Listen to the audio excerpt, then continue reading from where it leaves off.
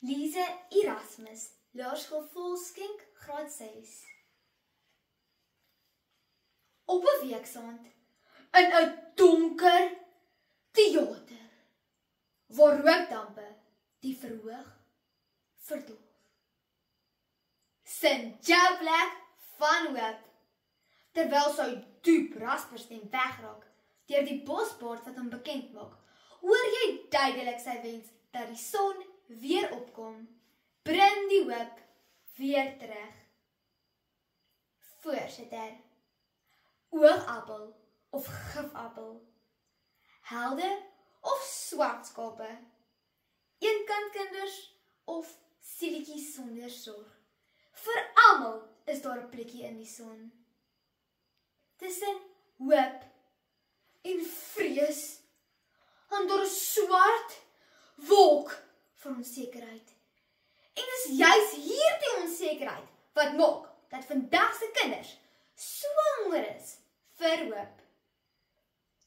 Ek gaan my standpunt aan die hand van die volgende argumente verduidelik. 1. Negatiewe mense breek kinders se karakter af. 2. In ons gejaagde lewe bou ons geen verhoudings nie. En 3. Geld kan nie koop wie ek hoop om te wees nie. Van geboorte af is ons besig met 'n ontdekkingsreis waar ons elkeen self ondersoek doen.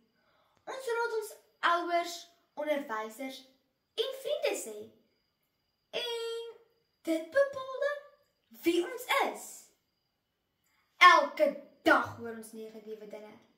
Al is dit nou in die binnemure van ons eie huis, in die gemak van ons klaskamer of die sportveld. Ons mag nie sê wat op ons hart is nie. Anders word ons sil gemaak.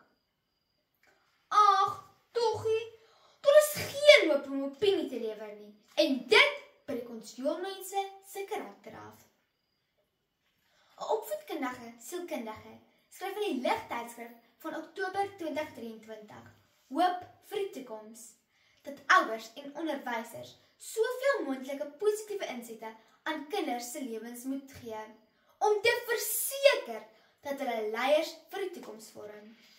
Kinders wat gehoor en gesien word, is 'n baken van hoop. Dames en here, met my tweede argument wil ek sê, dat in ons gejaagde lewe, bou ons geen verhoudings met ons geliefdes nie. En daarom hoop die meeste van ons vir 'n gelukkige huisgesin en vriendekring. Alles wat vandag moet gebeur, moes al gister klaar gewees het. Dis mos volwassenes redeneer. En ons arme bloetjies, ons moet maar net daarby inval.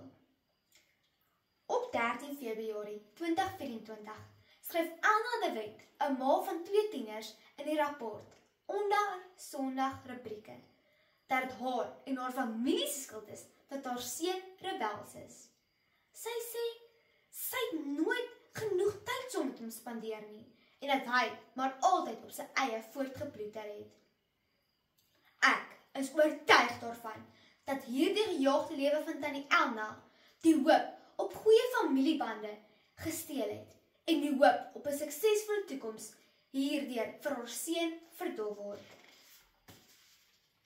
Derdens, wil ek klem daarop lê dat geld nie kan koop wie ek hoop om te wees nie.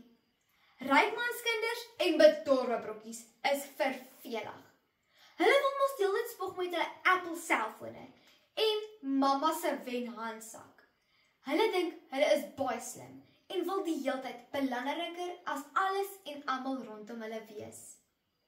My pa is op die internetwebtuiste van www.richkids.com dat kinders wat aan te veel materiële dinge gewoond is, maar net aanneem dat die toekoms vir hulle makliker sal wees as enige ander kind.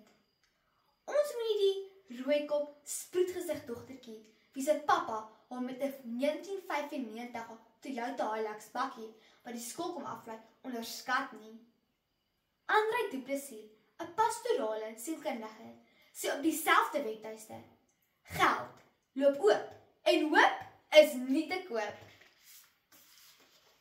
Voorsitter, met hierdie 3 argumente is dit duidelik dat vandag se kinders honger is vir hoop en dat daar van elkeen verwag word om positiewe insette in ander se lewens te maak. Dit sal verseker die kiem van ek wonder wat van my gaan word. Verseker versmoor. Ek sin saam met jou plek. Jy is die lig in die donker gaan. Jy is die baken wat op die heuwel staan. Ek sien die mens wat jy nog kan wees. So bring die hoop weer terug.